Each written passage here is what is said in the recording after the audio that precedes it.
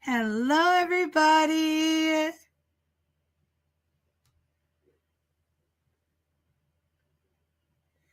Hello, Nana Laura. Hello, C-Rex. Ooh, Billy, we are not going to start the night out this way. Hello, Patrick B. I've got your buddy right here. He's sufficiently grumpy. Hey. Oh, my goodness.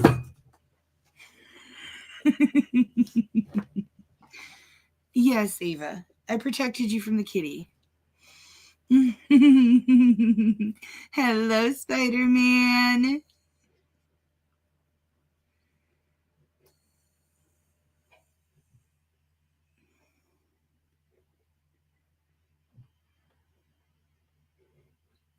Hello, Eileen E. Carlin. You are. You're exactly where you need to be.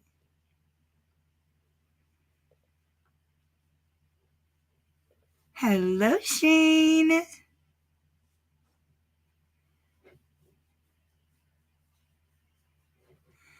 Hello, Nigel1701. Good to see you. Hello, CE. Hello, Charlie.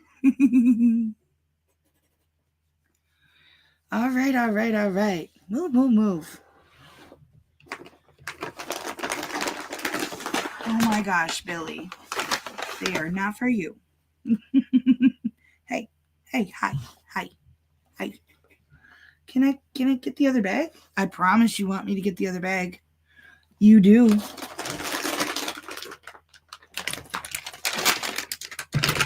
So I treated her to her sweet potato wrapped with chicken, and then I also got her busy bones, and she loves them. She really loves them.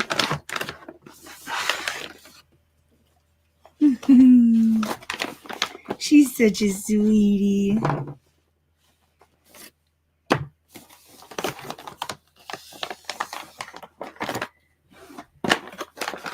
Billy is not happy with me because I'm kind of forcing him into a diet. Let me tell you, fat butts don't like diets. He's rather grumpy about it because it's been, I've been free feeding him where, I allow him to just graze whenever he wants. Unfortunately, that has turned into him grazing every dish in the house until it's empty. He has no self-control. So now all the dishes are empty, and I will fill them as needed, and he doesn't like it. He's not happy with that at all. Yes, you good girl. You cannot eat the busy bone. That is not for you. He's like, I'll eat anything. This diet sucks. Trust me, I feel your pain, buddy. No.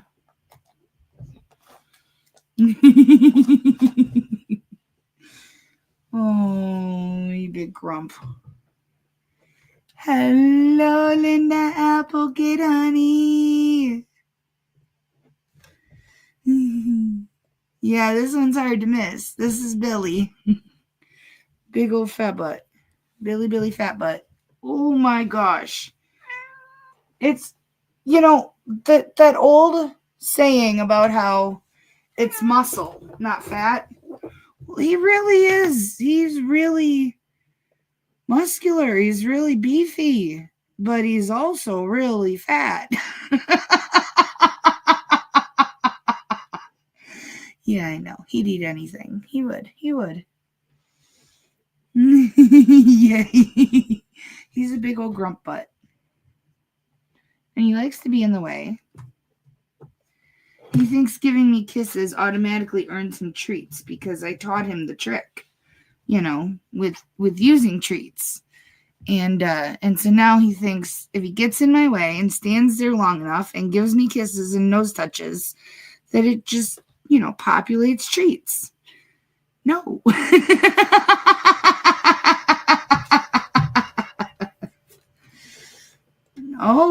Yeah, let's give him some lizard venom. Yeah, perfect.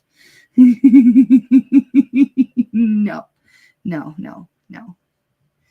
I hemorrhage money for these cats, not treats. No, I am getting, I really, really want to. I really, really want to. I want to get them one of those cat treadmills, the big giant circle. I don't think he'd use it, but I want to try. I mean, he doesn't get out much, obviously, because we live in town. So I really think if I got one of those treadmill thingies, maybe I could get him to walk on it using treats to entice him. And then we'll see how that goes from there. Maybe I can get his fat butt running. I don't know. He really does like to be outside and chase birds and stuff like that. But then he lays down in the middle of the road. And I don't trust other drivers around here. I think so. I would hope so. Yeah, are they good? I'm on another version of it. I'm on Trulicity. And I don't know. I guess it helps because my blood sugars are regulated, but on the same token, I don't like it. Like when we were having that shortage of it and I wasn't able to get it, that was concerning because the people that were going on it to lose 10, 15 pounds. They weren't going on it because they absolutely needed it. The Tiny Kitten Society uses them. I'll have to ask Tiny Kitten Esquire. She's the legal representative of the Tiny Kitten Society.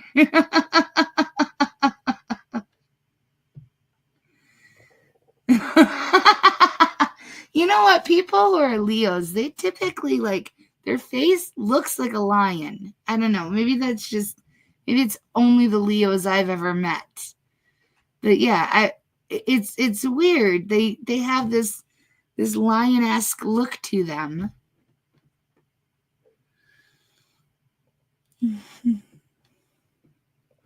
See? That's what I'm afraid of. I am afraid that he would just use it as another place to be lazy. And then that's a very expensive bed. Hello, Patrick B.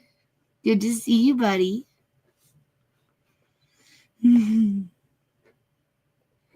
Yeah, I know. And that was so frustrating because I actually need it, to control my blood sugars, but I couldn't get it because some people just wanted it to lose weight.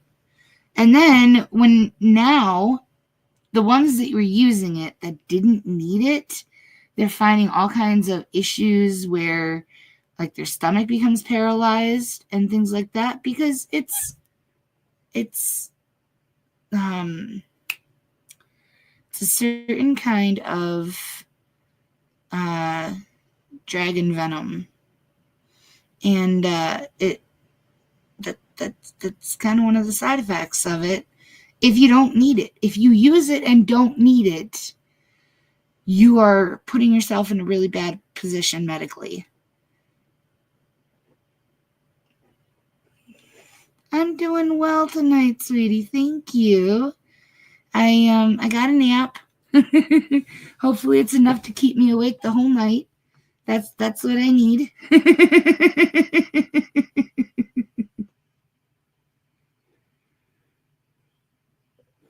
I don't know. Let me see their picture. I'll point out the lion-esque features. I don't know. It's usually rounded cheeks and kind of like a more roundish nose. And often I've seen them where they're red, beard and hair, kind of gingerish, and very curly, fuzzy hair. No, not Snapdragon. Golly, I thought it started with an H. Hold on. Venom. Gila Monster. Venom of Ozempic.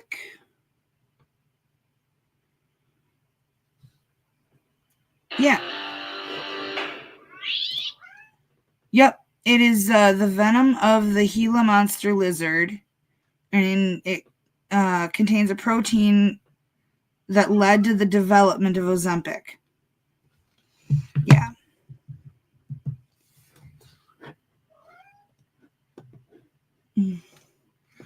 They are noisy. And Billy's very grumpy. Yes. Yes, the Gila monster. And yeah, I'm originally on, I'm not going to remember it. I was on one of the Victoza. I will remember it. So I was on Victoza when that first came out. And that worked really, really well. But at one point, it made me very sick. Once my blood sugars were very well controlled, and basically when my body no longer really did need it, I would take it and I would be sick for a whole week because it was a once a week shot. And hold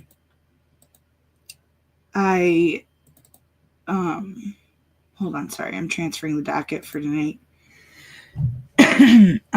So when I realized that I was getting super sick on Thursday when I would take my shot, but the sickness would kind of taper down throughout the week, I, kind of put two and two together, and I was like, oh, I wonder if it's the Victoza that's doing this. But my blood sugars were, to be honest, they were overly well controlled. Like as in they were in the 40s and 50s sometimes at night. But to me, I was like, well, I'm losing a ton of weight, so it's good, right? But no. Once my body becomes like regulated and no longer needs something, it fights back. It fights back very violently. And so that's kind of like how I gauge things. My body kind of tells me, hey, dummy, you don't need this anymore. Quit using it. And then they switched me. Now I can't use Victoza at all because even in the, even when my sugars are running really high, it makes me sick now. All right, there we go. I am type 2. I'm the did it to myself type. Yeah. Just getting started. We're still in the chat part. Well, like I said, it was because my sugars were so well controlled. And then I continued to use it at the high levels. I should have been dropped down a dose or two, but I was dumb and I figured, the lower my sugars, the better, which isn't the truth. Yeah, that's why it's called the Night Shift with April. But welcome. Cyclic cutie. We're happy to have you here. All right, guys. So we've got a whole variety of stuff tonight. I can't even wait. We're gonna start out with Judge Boone, and then we've got an FTC going into Judge. I can't remember his name now. I call him Judge Fax. It's the one that always gives the history lesson. And let me tell you, today's history lesson is a doozy. All right, let's have some fun.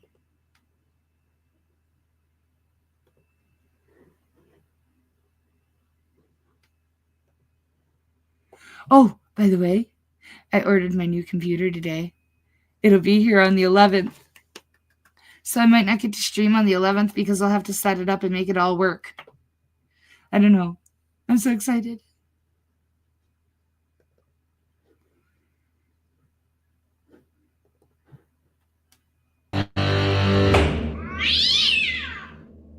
What's your name? Kenneth Butler. Mr. Butler, you're here on an unfiled case. Looks like you could have a violation of a protection order filed against you. We're going to set bond on you today. What's county's recommendation, state's recommendation? Your Honor, as alleged, this is a Class A misdemeanor. I would just ask bond be set at $1,000 cash. Okay, I'm going to set it at $1,000 this time. If you violate it again, you won't be getting out. Okay, if there's any allegations or credible allegations that you violated again. Okay, $1,000 cash or commercial surety. So you can see a bondsman. You have to follow the bond conditions. No contact, either directly or indirectly, with Alyssa Butler. You can't contact her through a third person, social media, friend to friend, anything like that. Can't possess or consume any illicit drugs or any alcohol while you're out on bond. And you could be randomly searched of those substances through blood, breath, or urine by any member of the state, any member of the police, and any member of the court. You understand? Yes, Your Honor. That's all I have for you today. I have a question. Would there be any way I can get an OR bond or be monitored by court services?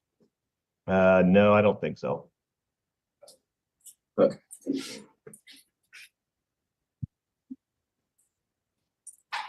Denied. What's your name? Arnold. This guy, it is not his first rodeo.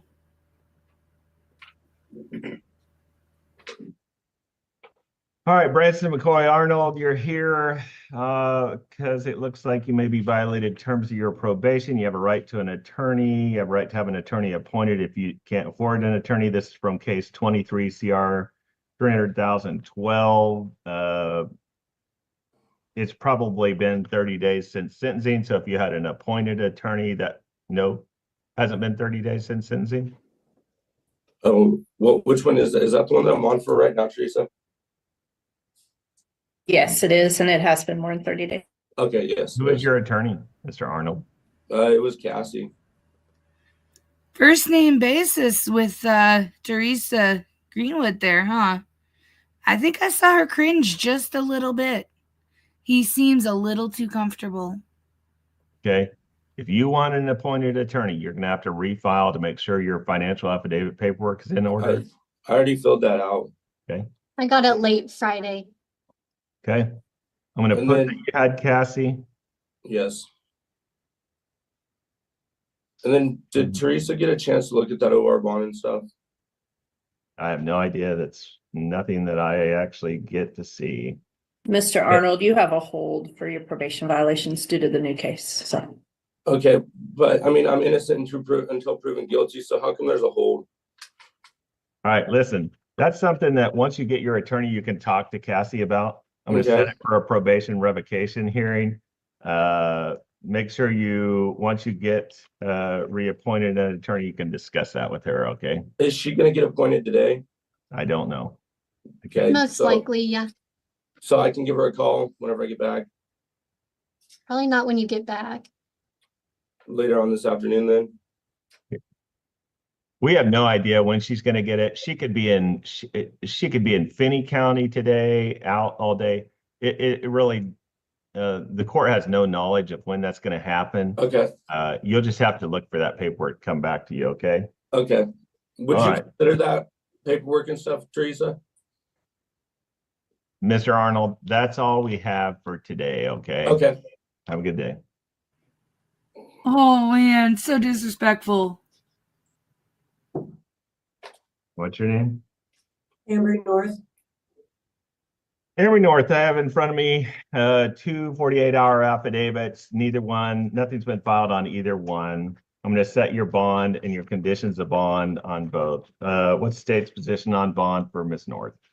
Your Honor, in the affidavit alleging possession of a stimulant, I believe that to be a severity level 5 drug felony. Oh, I'm sorry, Mr. Becker. I didn't put that out there.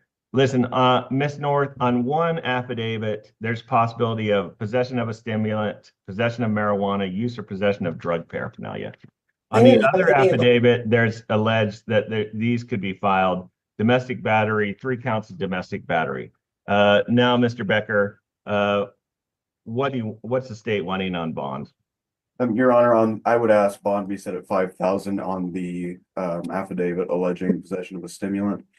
That would be a severity level 5 drug felony, and on the affidavit alleging the 3 counts of domestic battery, I would ask for 2,500 cash or commercial, and no contact with the victim in that matter.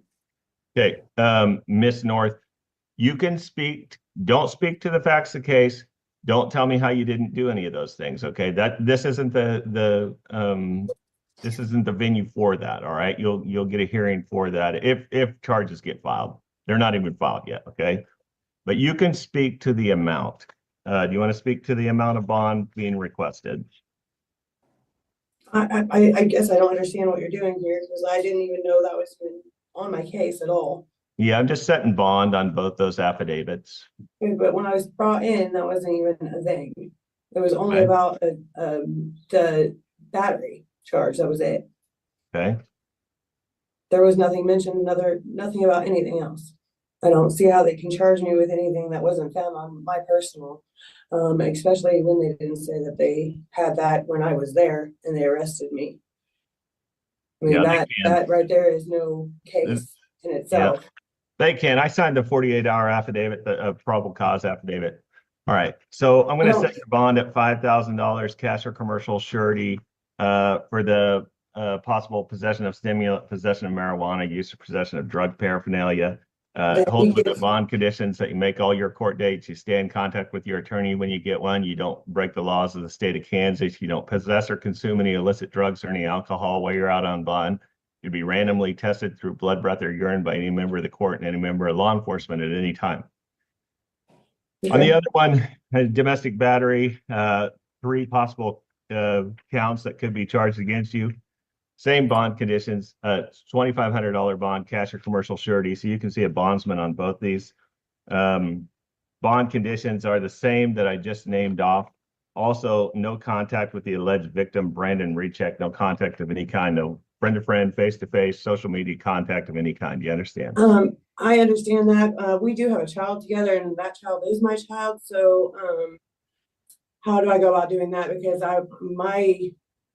I have just as much right, if not, that he does. To see him. There's paperwork in the jail asking. I already filled out paperwork yesterday. Are you gonna listen to me? What paperwork did you fill out? To have the no contact order dropped or lessened. Okay, that'll be seen by Judge Brown once it gets slated on the docket, okay? Thank you, Ms. North. That's all I have for you today. So when do I get out? I can't tell you that. I have no idea. Anything else, What do you Mr. mean? Becker? What No, do Your you Honor. mean? Anything else, Ms. Greenwood? What? No, Your Honor. Ambry, is that how you pronounce your first name? Yes, sir. Ambry North, you're here today on 2025 CR 45, State of Kansas versus Ambry North. You're appearing on a Zoom link into the Ellis County District Court from the Ellis County Jail. You're charged with 3 counts. All 3 of them are domestic battery. If you were convicted of any of these, each conviction would come with a maximum fine up to $1,000, a maximum jail sentence up to 6 months. Do you understand what you've been charged with? Not necessarily. Okay, I'll let you discuss that with I your mean, attorney, but I don't have an attorney, as of right now. have you filled out the paperwork? I filled out, once for the misdemeanors, and then yesterday I filled out one for the felony charge. I don't have a felony charge. I just have a misdemeanor. There's, this must be on a different case, I guess. After they arrested me for the domestic, they went, and had pending, I guess, drug charges on me. I don't know how. I wasn't there when it was raided or anything. I'll look at your application and we'll get you an attorney appointed. I was gonna refer Dakota Coombs. I know of him, so I've been talking to him, but he said something about he was gonna be here today and he was gonna try to visit me in person. I guess hearing that the place was raided, that explains how they didn't find it on her personal, as she described it earlier. I haven't seen him. Who's that? Dakota Coombs? Oh, he's in town, but he's tied up in court with another judge, so he may be over to see you after a bit. Okay. Was he appointed in one of your cases? No, I just know of him. He's actually a family member of my sister's, but I am no longer related to through marriage of some sort. Okay. Well, I'll take a look at your paperwork. You said up until 6 months, that could be the maximum? On a misdemeanor, on a class B, maximum jail sentence would be up to 6 months, maximum fine up to $1,000. For all three of them, or that's separate? That's per count. If you were convicted of all three of them, you could face 6 months on each of them and $1,000 fine. Okay? And Your Honor, the other matter she's talking about, a warrant was served to her in 25 CR 46. That's alleging that she possessed methamphetamine, possessed marijuana, and possessed drug paraphernalia. And she hadn't had a first appearance on that? No, Your Honor. I think they were both charged the same day. I had a first appearance on Monday after I got put into jail. A first appearance or just have a bond hearing, Ms. North? That might have been a bond hearing, Your Honor. I'm sorry. Did you see Judge Boone? Um, Kind of a shiny headed guy? No hair? I didn't have my glasses then, and I'm obviously not wearing them now, so I can't really tell. Okay, well, even without glasses, I think you could tell the difference between Judge Boone and I just by looking at the hairline, because he has no hairline. Okay. I'm gonna go ahead and do your first appearance on that matter too, and we'll get it taken care of real quick. Yes, sir. Your Honor, I'm not sure of the standings. I am talking to somebody through an old friend of bondsman, and I was also filled out my OR bond papers and had those put in, I think yesterday or the day before as well, sir. Okay, that would be something that court services would be in charge of. I wouldn't be in charge of that. Oh, okay. So I don't know what that is. Mr. Becker, did you say 25 CR 45? Nope, that's one I have. That would be this one. The other one is 25 CR 46. 46. Okay, that's one I'll do our first appearance on now. All right, in that matter, Ms. North, you're charged in count 1 with possession of methamphetamine, a level 5 drug felony. If you were convicted of that charge, you could face a minimum 10 months, maximum 42 months imprisonment. The low end of that is presumptive probation, maximum fine up to $100,000. Count 2, possession of marijuana, a class B misdemeanor. If you were convicted of that charge, you could face a maximum fine up to $1,000, maximum jail sentence up to 6 months. And count 3, possession of drug paraphernalia, a class B misdemeanor. If convicted of that charge, maximum fine up to $1,000, maximum jail sentence up to 6 months. Do you understand what you have been charged with in that matter? I mean, I understand the charges. I don't understand the convictions of them or the time spent. That's something you can discuss with your attorney. And I'll take a look at all your paperwork and get somebody appointed. Your next hearing is going to be scheduled for March 4th. March 4th? Yeah, could be at 10 o'clock, could be at 11 o'clock. It depends on the attorney that gets appointed, okay? And I'll take, like I said, I'll take a look at that paperwork. Your Honor, is there any way I could do drug rehab and, Oxford. Well, that's something you'd want to talk with your attorney about. That's, I assume that would be a possibility. I'm very willing to go to those, and that's my plan regardless. I mean, Well, I've been wanting, you might make application to the Oxford House. I already have interviews set up for those. Okay, they'll let you. But I would like to get a drug assessment done and then to, get into rehab before I go into Oxford. Sure. I'll put a note on there that, you want to do drug treatment. And that way your attorney will know when, he enters his appearance. You really don't have to, Judge. She only wants to do rehab because she thinks it'll get her out of there. That's it. She's not serious. She's not genuine. And this is like trick number 3 that she's attempted. Thank you, Your Honor. All right, thank you. That's all I have. You're excused. On both of them? Yes.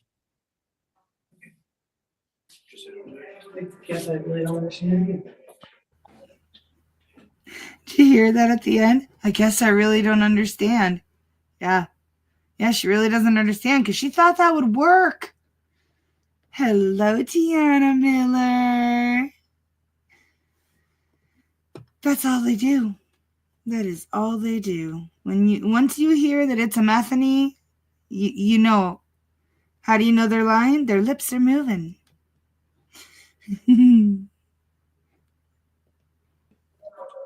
Folks, because I'm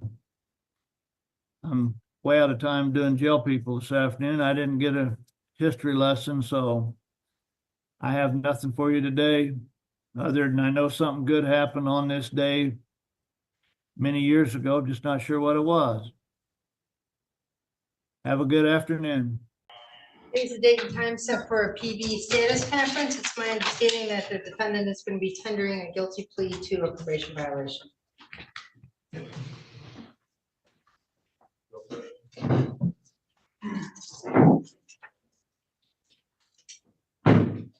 All right, Ms. Shear, is that accurate? That is correct, Your Honor. I spoke with Ms. Hartley and briefly with Agent Kildoff this morning. It's my understanding that Mr. Hill will plead guilty to the technical violation count 1 of not reporting on 2/11/25. The balance of the charges will be dismissed, and it's my understanding that the recommendation here is for 30 days with credit for 9 days and a recommendation for an anger management class to be completed as part of probation. I'm trying to find that violation here. 211, you said? Yeah, yes, it's the count 1, Your Honor. There was an amended filed on 220, an amended request and summons. It could be in the file. Yeah. Okay. All right, so you are Michael Hill, is that accurate? Yes, sir. All right, if you raise your right hand, I'll have you sworn.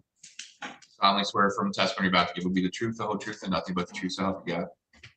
Yes. You can put your hand down. You're being supervised for the underlying charge of possession of a narcotic less than 25 grams, and so that has a maximum penalty of 4 years. Do you understand that? I do.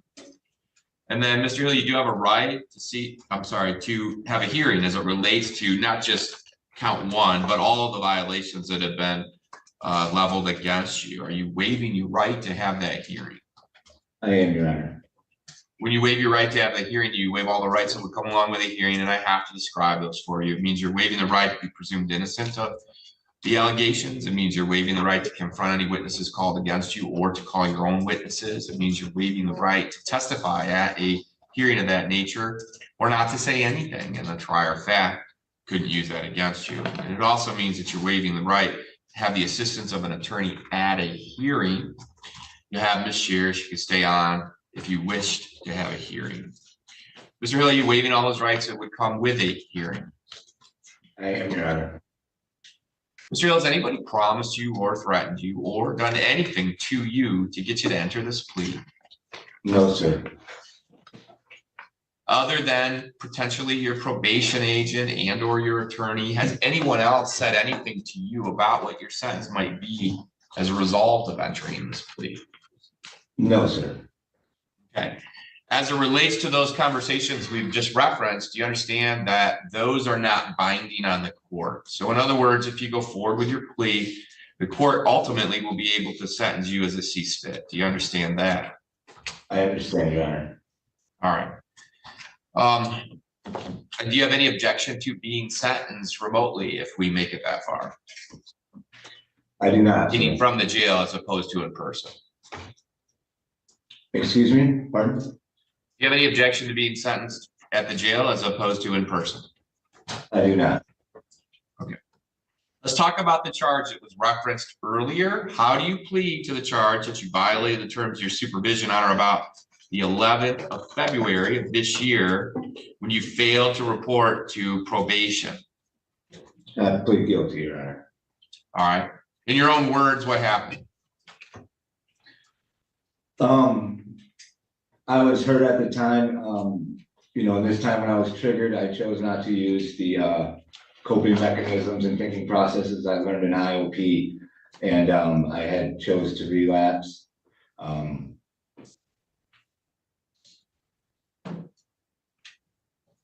So you didn't use the coping mechanisms, but then did that result in No, I didn't. reporting?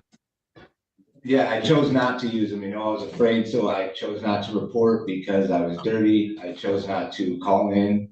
And then afterwards, I felt guilty about it, and all the progress I made. So then I had informed my PO and was honest with her, and I told her what had happened. Okay.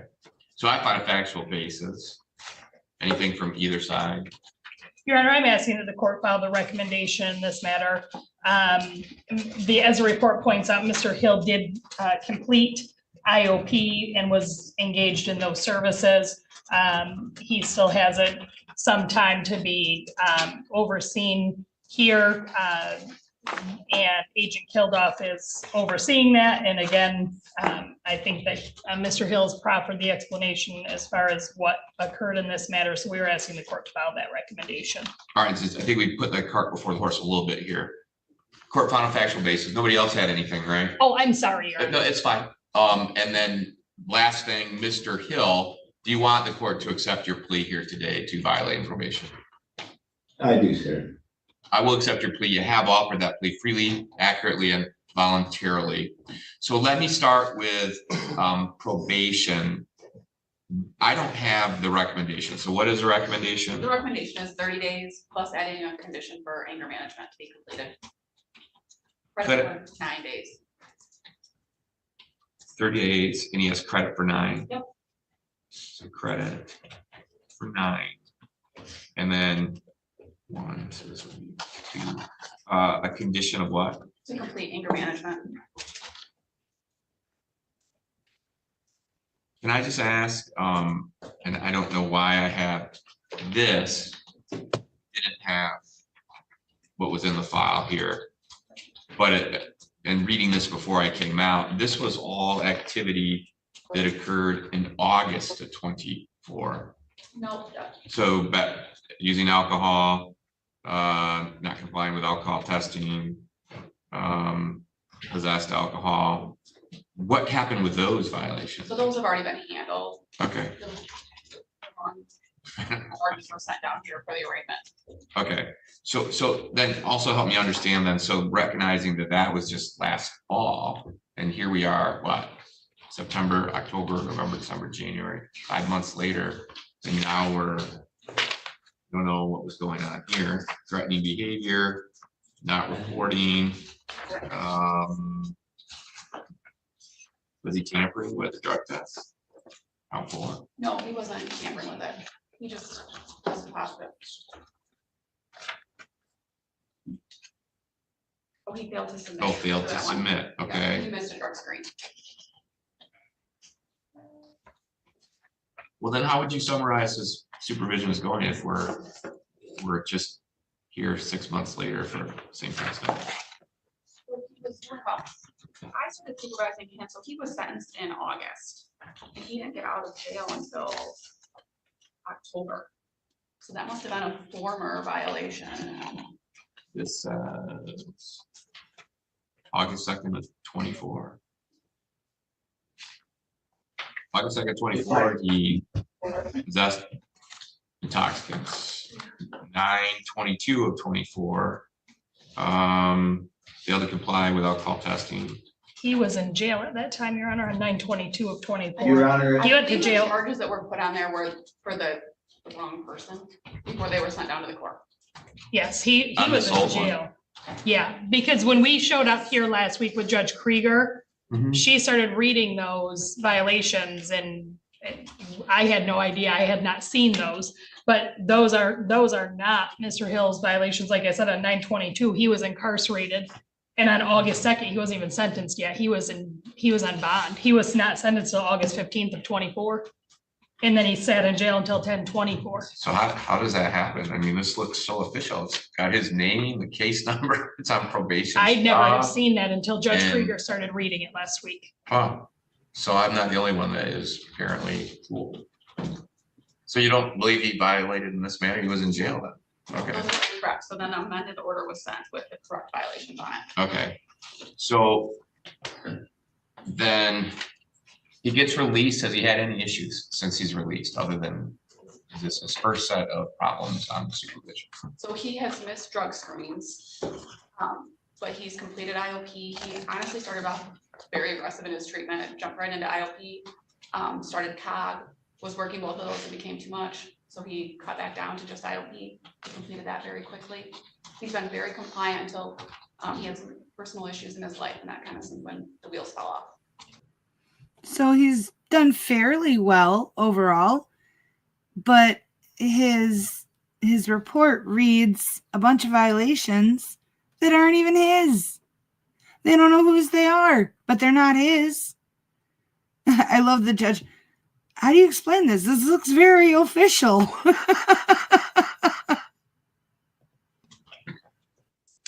This year, I know you addressed this earlier, but anything else? No, I just reiterate what I said earlier, Your Honor. All right, and then Mr. Hill, is there anything that you want to say before the court imposes supervision? I just want to express my regret for relapsing. You know, I was hurt, and then this time when I was triggered, like I said, I didn't use all the tools I learned in thinking processes and IOP. I do think it strengthened me though. You know, helped me realize how much my sobriety means to me, and I'm going to work harder to continue the progress that I've made in the past 4 months. All right.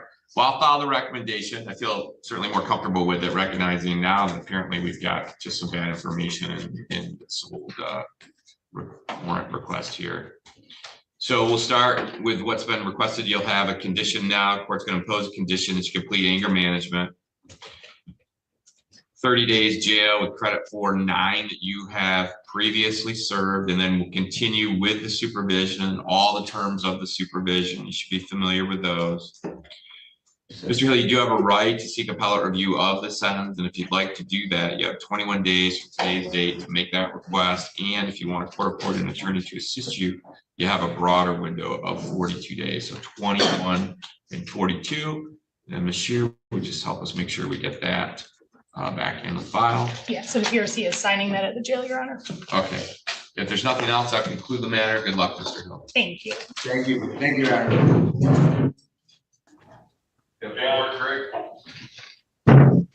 Versus Strauss, Betsy Hartley on behalf of the people.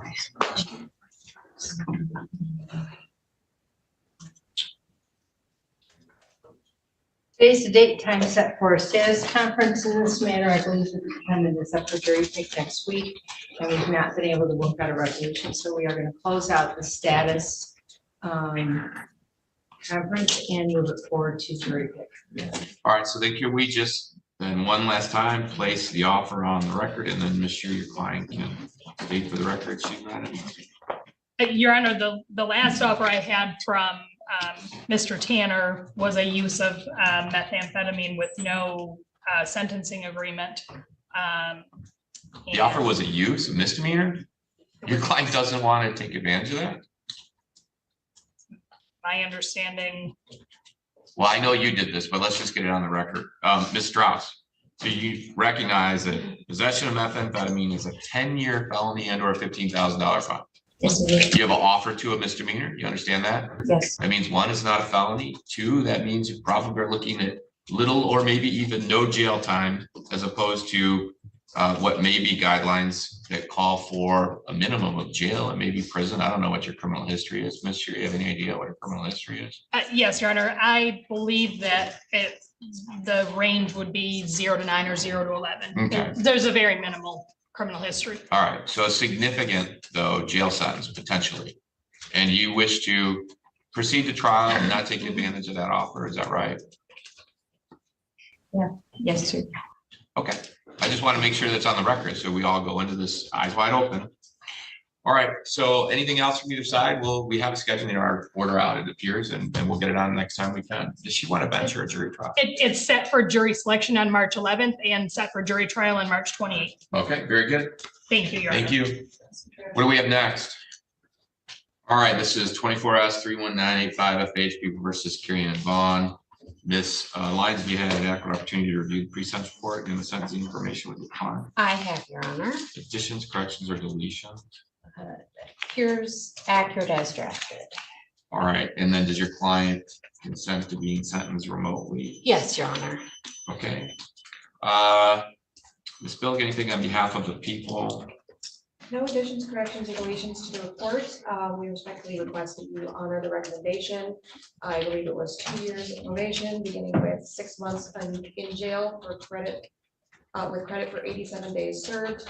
I do believe that is appropriate, especially the fact that we have no objection to her release directly to an inpatient rehab facility, considering that there is a considerable history of substance abuse and an escalation thereof. So we would ask that you follow that recommendation. Thank you. Ms. Lyons, what do you have on behalf of your client? Thank you. As it relates to the recommendations, Your Honor, we do think they're appropriate under the circumstances. My client is asking that you follow those. The only, I guess, missing information that we don't have is a referral was made to the adult recovery court, and I've not heard back on that to know kind of where that stands. If for some reason, I do know that she presently doesn't reside in Montcalm County, but her intent was to reside in Ionia County upon release from incarceration, which I think would allow her to still be supervised locally. So if it's an option, she certainly would not turn that down, Your Honor. If it's not an option, she is asking the court here to consider allow her, when appropriate, a release to inpatient treatment. In talking to her, it seems apparent that she is thankful really for her stay at the Montcalm County Jail. I think it's kind of opened her eyes a bit in terms of where she's at in her life. What is kind of unfortunate about this is I've had a chance to get to know Carrie Ann, and she's an intelligent young woman, had some college education along the way. In her statement to the court, I thought she was very concise about her needs and what she thought was appropriate. It's really one of the more concise, complete statements that I've read from a client, and I think she recognizes that she is in a bad way. And I at least am optimistic about that.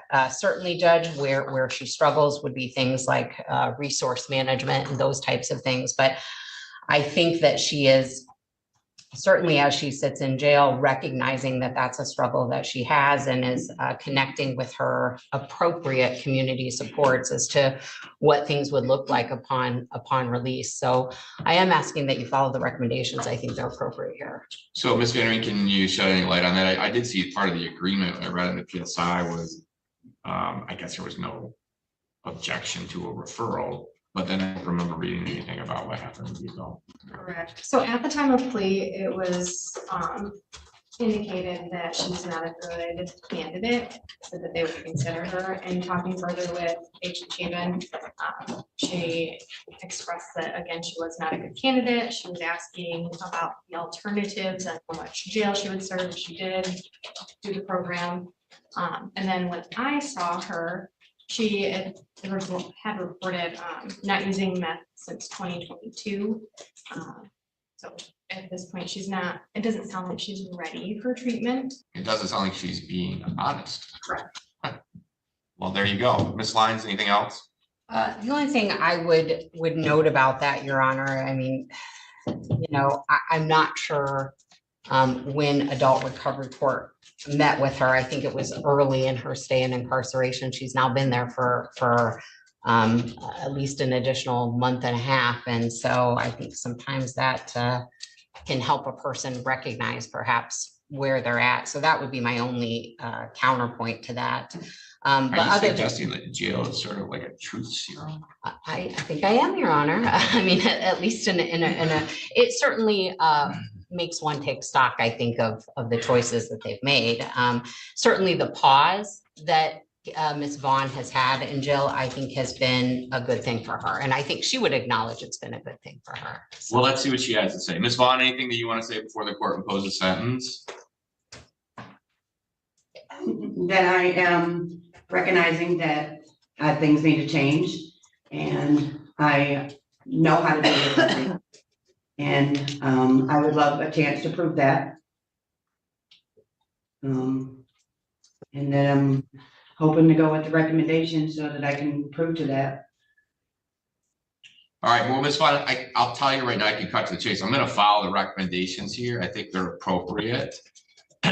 However, it certainly does cause everybody some concern when it seems on its face that you're not being truthful with folks. You know, what you were found with when you were stopped would suggest distribution of drugs, frankly, when you have scales and baggies and all of that. And that you're far deeper into this than maybe even just a user. I don't know. I guess time will tell. But to the extent that there is a problem, certainly you don't need the drug court to fix your problem, right? Sometimes we think, because that's what we hear, it's always drummed in the media, that specialty court will fix me. Specialty courts don't fix anybody. You have to fix you, right? Correct. And people became clean and sober long before the advent of any specialty courts.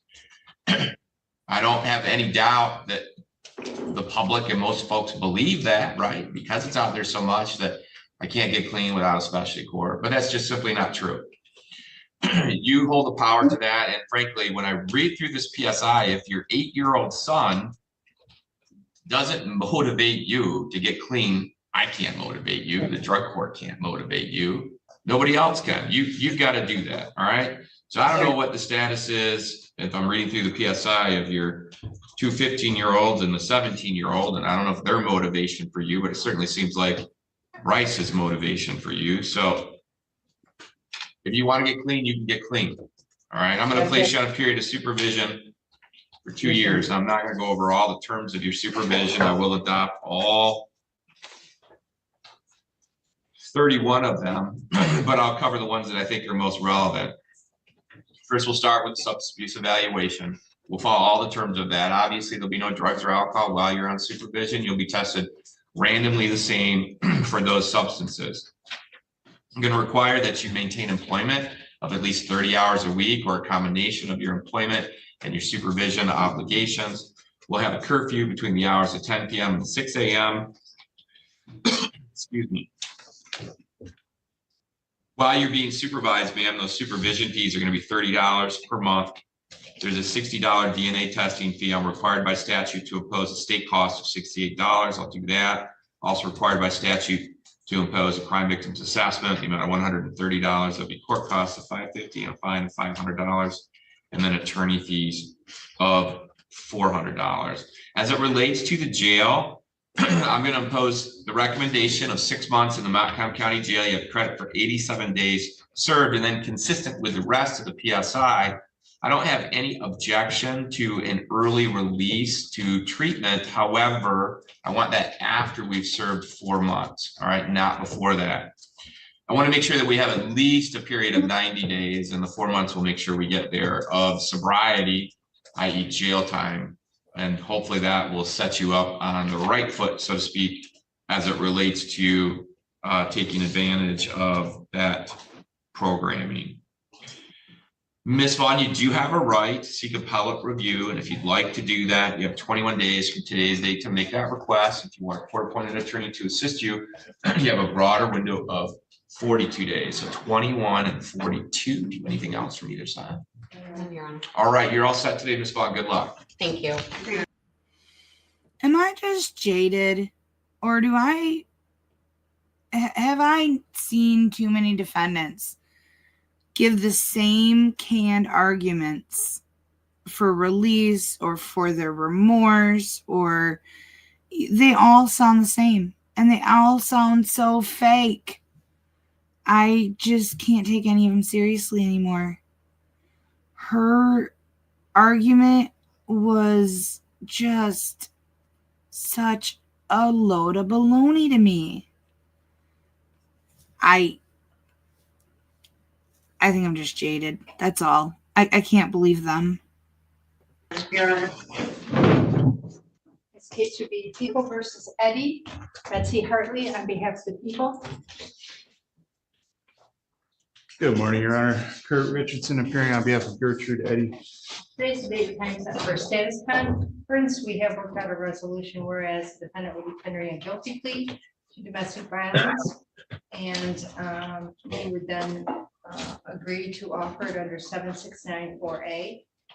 Also, she will be tendering a guilty plea to CCW. That would be basically adjourned for 6 months. And if there's no issues, it will be reduced to an improper transport under 750.227D, which is a 90-day. I'm going to tell you guys right now, I don't like this case. I don't like the decision. I don't like the sentence. This is one I don't agree with. Okay, did you get on that, Ms. Vanderbeek? That's a lot. All right. So, Ms. Edie, raise your right hand and we'll have you sworn. You swear or affirm the testimony you're about to give us the truth, nothing but the truth will help you back. All right. So, Miss Edie, the charge in count 1 is a 5-year felony and/or $2,500 fine. There's also mandatory forfeiture of that weapon or device. And then count 2, domestic violence, is a 93-day misdemeanor and/or a $500 fine.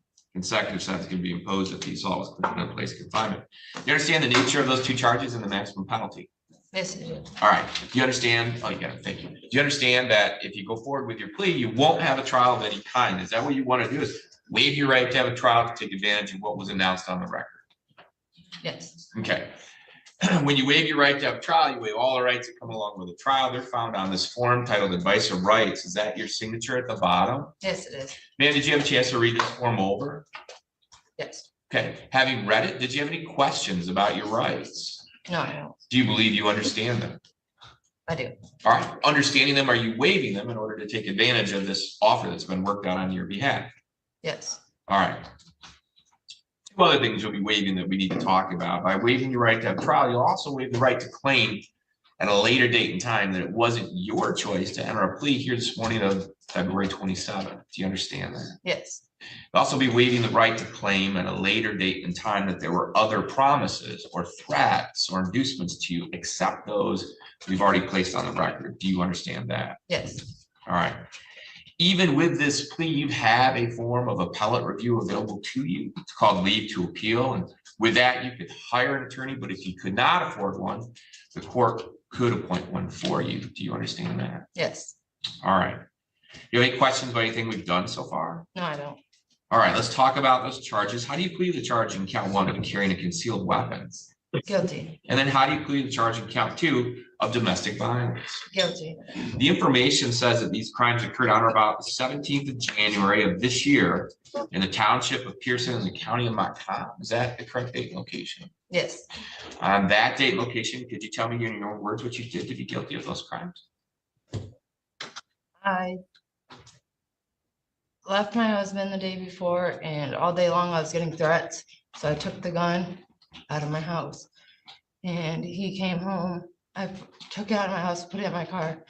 And he came home and was blocking the doorway so I couldn't leave. So I pushed him out of the way and then I ended up leaving and he called the cops and said I had a gun in my car. So you left with a gun? Yes, All right, and did you in fact have that handgun in the car? yes, I did. All right, and I assume then you didn't have a valid concealed pistol license for that? No, I don't. Okay, and then what happened with the domestic violence then? I pushed him out of the way of the door. All right, and that's when you were leaving with a handgun? I already had it in the car hiding it from him. Okay, so attempting to get out, you pushed him. Yes, All right. And when you pushed him, was that meant to harm or embarrass? no, Help me out, counsel. You agree when you pushed him, it was offensive contact that he didn't consent to, right? so yes, And he was your husband at the time, so you were in a Yes. dating relationship with him. And he didn't want to be pushed, but you pushed him, right? yes, It sounds like she was escaping a domestic violence situation of her own. Not that she was the perpetrator of domestic violence. She put the gun in the car for her own protection. It's not like she put it in there to go gallivanting around town with it. She was hiding it from him to protect herself. Why are they taking this plea? All right. Ms. Hartley, anything else on the facts? How about you, Ms. Richardson? Satisfied. All right, court final factual basis for 1 and 2. Ms. Edie, that means I'm back to you. Other than what we have talked about here this morning, has anyone else promised you or threatened you or done anything to you to get you out of this plea? no, they have not. Other than what we've talked about here on the record this morning, has anyone else, somebody besides your attorney, that's his role, has anyone else said anything to you about what your sentence might be as a result of entering this plea? No, All right. Ms. Hartley, are you aware of any other promises, threats, or inducements to the defendant? And counsel, how about you? None, Your Honor. Has the court complied with the court rule for taking the plea? People are satisfied. Counsel. You have your. All right. Ms. Edie, do you have any questions now that we've almost completed this process? I do not. All right, last question. Do you want the court to accept your pleas here to 1 and 2? Yes, I will accept your pleas. You did offer those pleas freely, accurately, and voluntarily. So what you need to do now is check in at circuit court. I have a question about the CCW. Yeah. plea. Should that be held under advisement because a conviction will enter if we accept her plea today? Under 771.1. But we're. What was that, counsel? We're We're gonna requesting delay a under sentence then? a delayed sentence under 771. I thought that was just to count 2, the misdemeanor. Two was 769.4A. Okay, and then the weapons charge was to be deferred for 6 months, and then it would be reduced to an improper transport. So I think Ms. Vanderveen's correct, and the court will then hold off on accepting her plea to count 1. We can still do a PSI. Correct, Yeah. yes. Okay. Is that what the parties anticipated? Yes. Does that alleviate your concern then? I think know believe where- it does, Where you're yes. going, yeah. Yes. Okay, I still need her to check in with circuit court probation before she leaves the building. We'll do that. And then when you return for a sentencing date, it's generally gonna be about 4 weeks out. You do need to make sure that you bring money to pay those fines, costs, and other monetary obligations. You bring $500, that probably won't cover all of the monetary obligations, but I'll work with you on a payment plan to pay the balance. Of course, you're always free to bring more if you want to do that. All right, all set today. Thank you, Your Honor. Okay, what else do we have? That one made me so mad. It really did. I love this judge. He's very fair and thorough, and like most of the time he's not afraid to call people out on stuff. And I think that's why he did the, counselor help me out here, because he knew under the fact pattern that the defendant laid out, he couldn't take that plea. It was self-defense. It was her escaping violence. So the lawyer had to lay down the grounds, the foundation of why they could charge her with that. I don't think they ever should have. I think that should have been dropped. But I have to also keep in mind, I don't get to see the police report. I don't know all of the details. she may be, dumbing down the charges a bit. They do that when they don't want to take responsibility.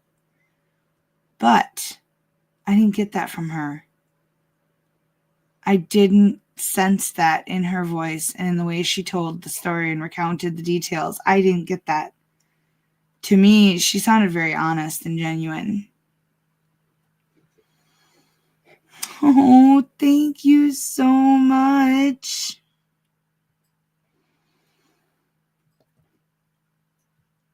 Because if they did successfully go through with the charges and she took it to trial, there's a chance she wouldn't win. And she didn't want to take that chance. And so deferred prosecution sounds amazing. You plead guilty to it now, and as long as you don't do anything wrong for 6 months, it goes away. Let's just hope he doesn't call her in within 6 months and say, hey, she's violating her 6-month deferral somehow, causing her to lose that opportunity, and then get charged with the full count. Yeah. I don't trust it. I don't trust it at all. I agree with you. Yes, I agree with you. There probably were tons of spaces in the house she could have hidden it in, register vents, or, somewhere else, anywhere else. You are correct. She should not have put it there. Hello, Ginny. All right, let's get back to it. I just had to rant and vent and grrr some. I appeared here on Mr. Damon Clark, and I don't know if he made arrangements to. He's online. Okay. So Mr. Clark, do you have file this time? It was on your message. No, I've got it right here. Thank you. I've got it. Thank you. You have a file? Yep. So for the record, this is going to be file 09H12446FH. This is People versus Damon Clark. Today is the date and time scheduled to resume. Now, it was scheduled 2 weeks ago. Mr. Clark was here in person. Court let him know that he could appear remotely. Court was then looking for additional information about this. This is a request to set aside a conviction of a criminal enterprise from back in 2009, if I recall correctly. I believe that was a sentencing in 2009 that actually occurred in before that, 2005.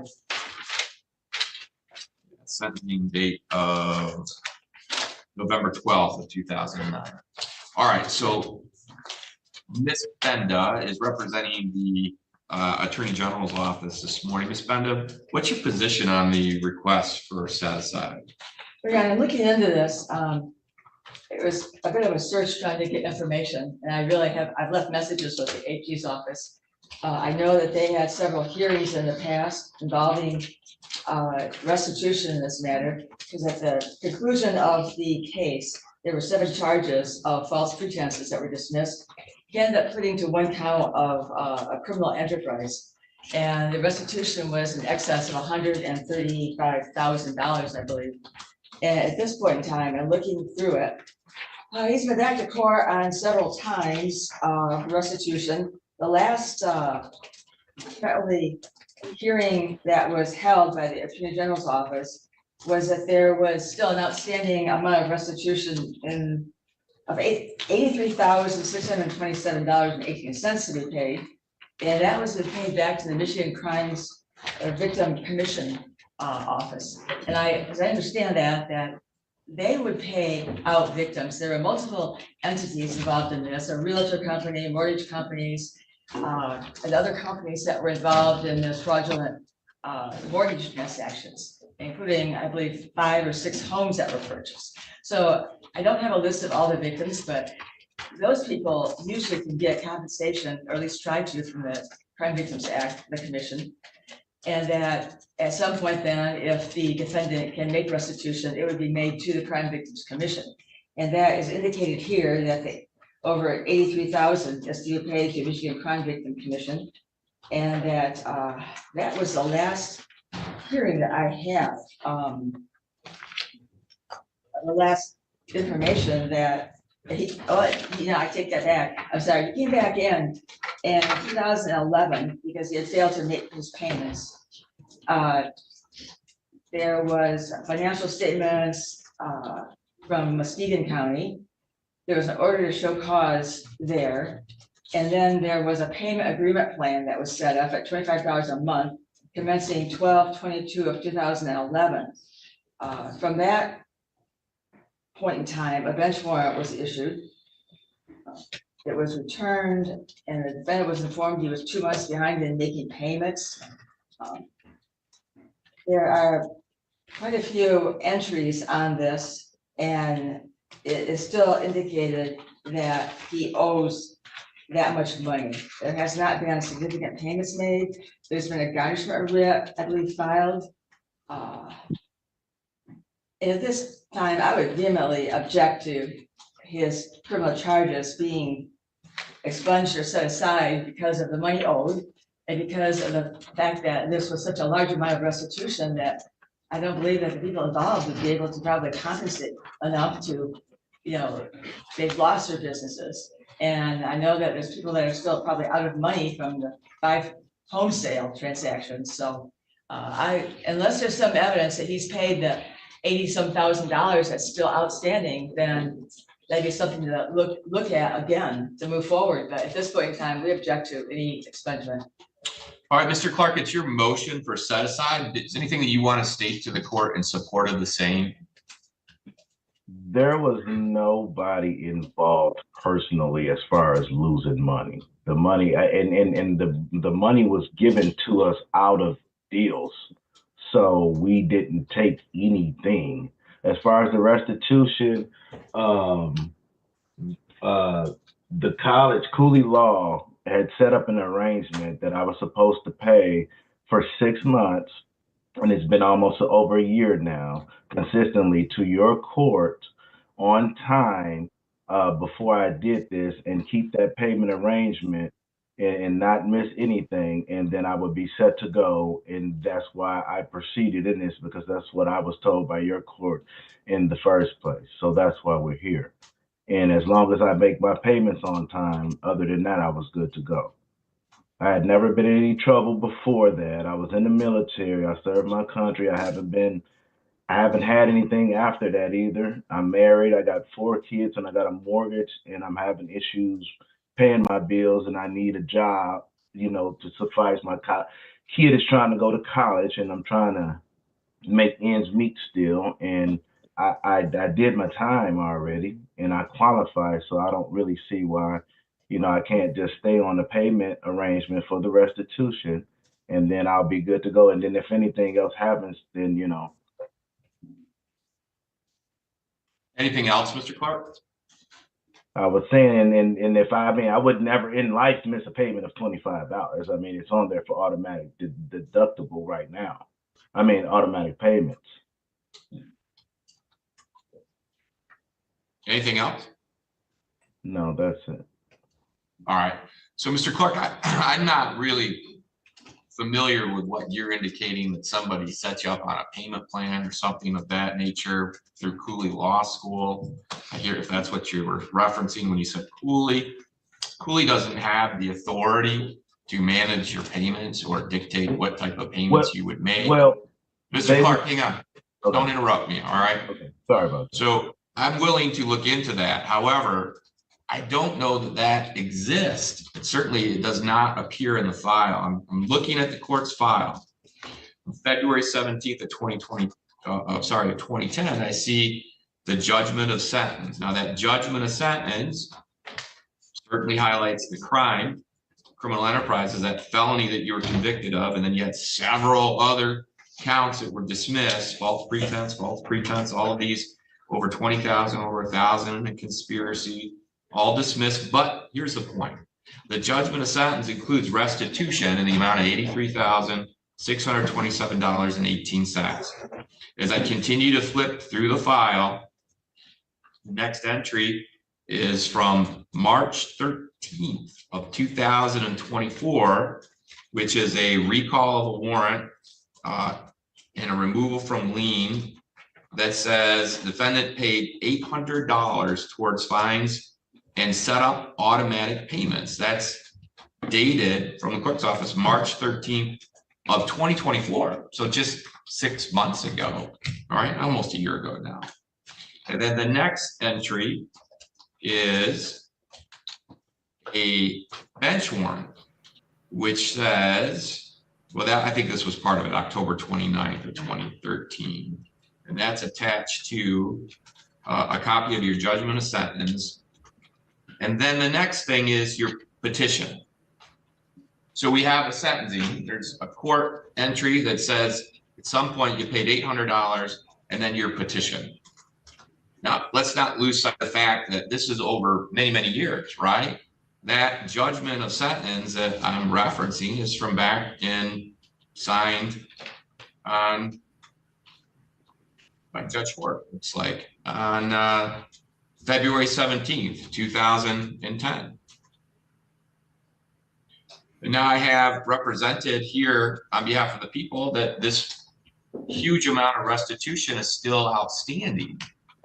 And there's no proof that it's been paid.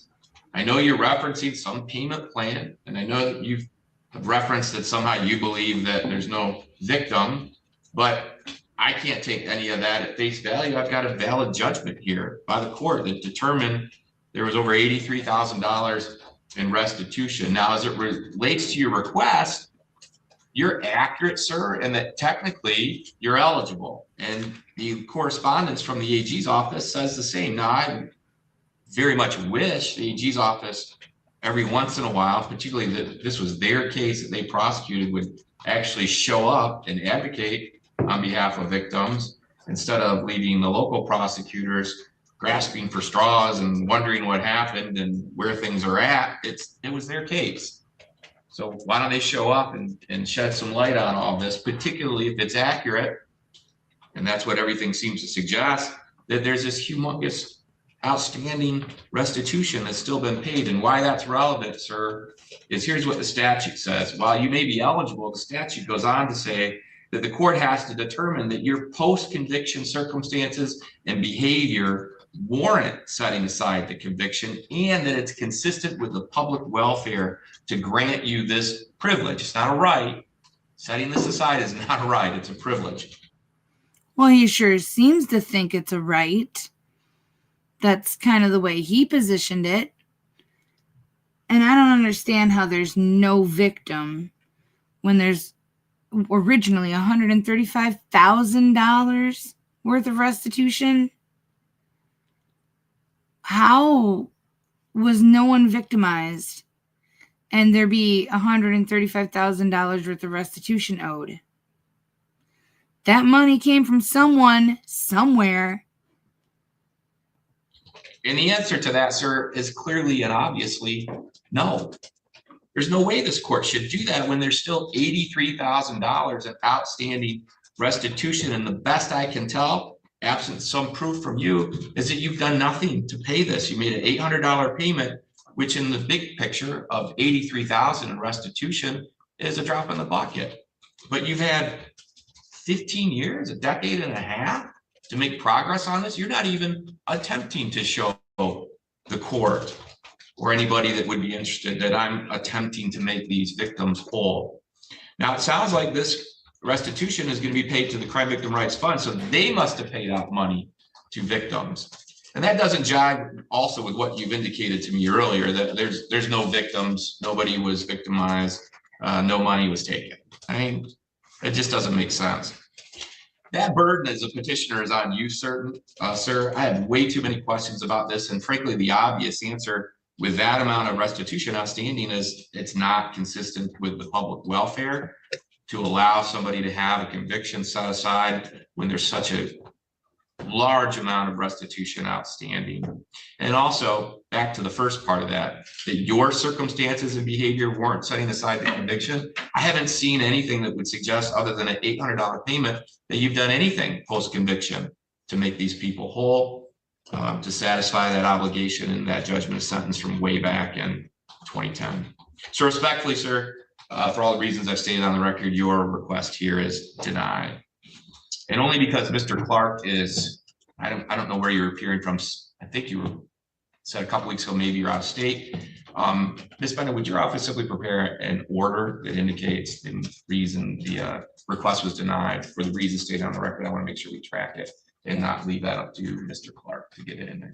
I will, thank you. All right, thank you. That concludes the matter. Mr. Clark, sir, you're free to sign off on your end. Now, what do we have next?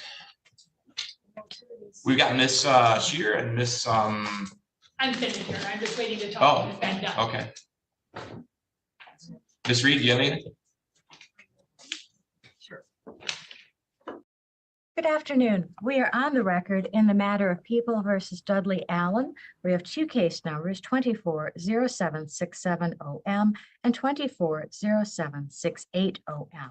May I have appearances for the record, please? Good afternoon, Your Honor. Robert Easterly on behalf of the city. I'm apologizing in advance. I'm just getting a voice back today, so.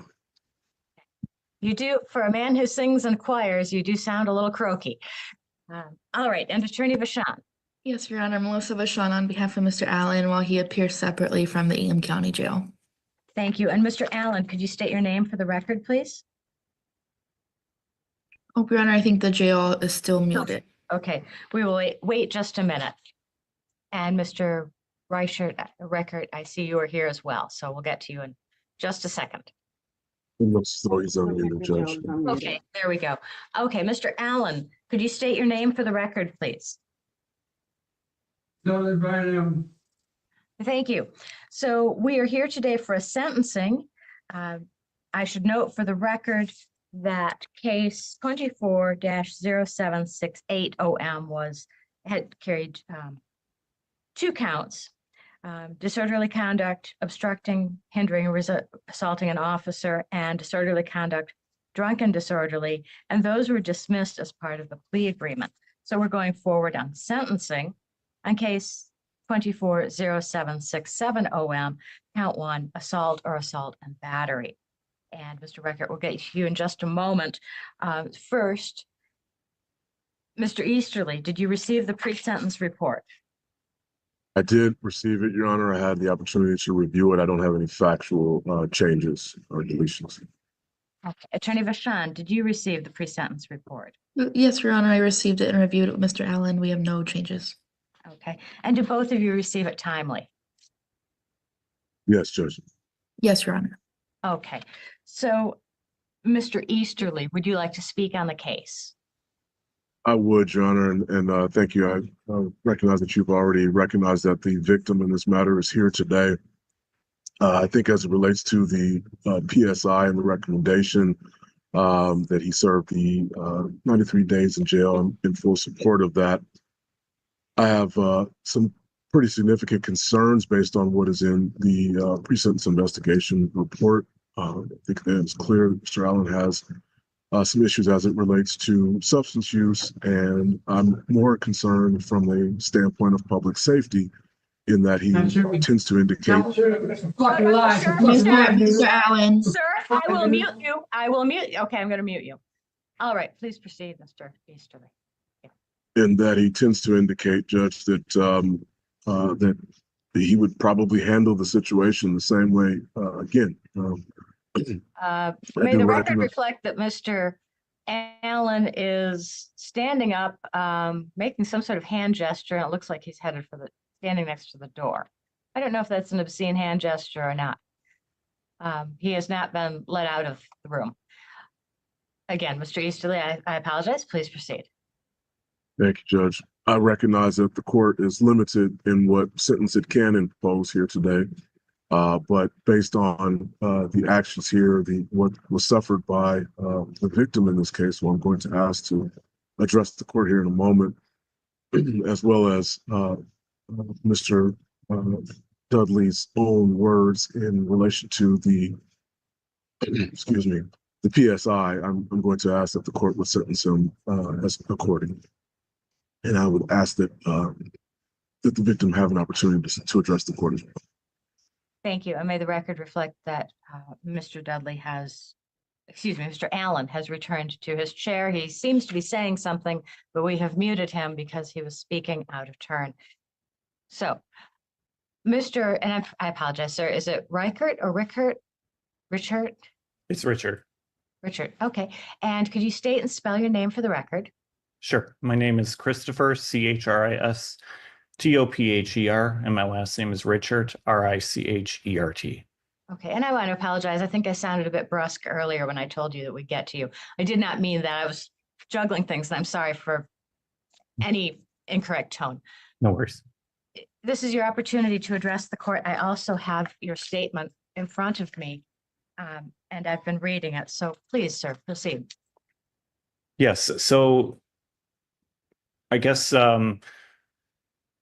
it was a shocking incident that happened. I happened to be the general manager of the State News, which is a nonprofit here out of East Lansing. We happen to operate and be the landlord of 2 buildings. And the building that Mr. Dudley was behind was, I refer to it as our 501 East Grand River building. I originally arrived there because I was called by one of our tenants, coffee shop, that the students that were working in the coffee shop needed to throw some garbage away and were concerned when they opened the door and saw him. So they called me. And that's when I went outside to go assess the situation. I stayed on one side of the street the whole time. And I knew that Mr. Dudley was behind the building. I can hear him yelling. And so I went to get on my phone. And that's when he had run across the street or walked across the street and attacked me. In the beginning, it was significant to the point where once the police arrived, I did refuse medical treatment, not thinking that my injuries were going to be an issue until about an hour later. So, and that's when I went to the hospital. I think in this court, I hear a lot of people talk about immediately after an assault. And as your statement says, people think, well, I thought I had just bruises. And then later I realized that it was more significant. So please know that the court understands that experience and does not fault you for waiting to decide whether you needed help. Understood. Thank you. So now, how long have you been working downtown? State News has been in that building for what, 10 years now, maybe? Yeah, I'm 6 years into my position there. And how frequently do you walk? I'm guessing this is what they, only in East Lansing, they call the LA behind Grand River. And I think it's the Habit Trail parking. Correct. I am there several times throughout the day on both sides. Okay. And I see in your letter that you're having sleep problems, that the memory of it comes back to you, and that this has affected your daily routines. Is there anything else you'd like to say about that, or about how your family members and friends have responded? I think they were concerned. They're concerned for my safety as being the person who's in charge of the organization. I am the top person there. I don't wish this to happen upon anybody. I'm glad I made the decision for myself to come down. I would have sent one of my student workers down there to assess the situation, not thinking it was going to be as much as it was, what it ended up being. So I'm glad that, a young student did not get attacked.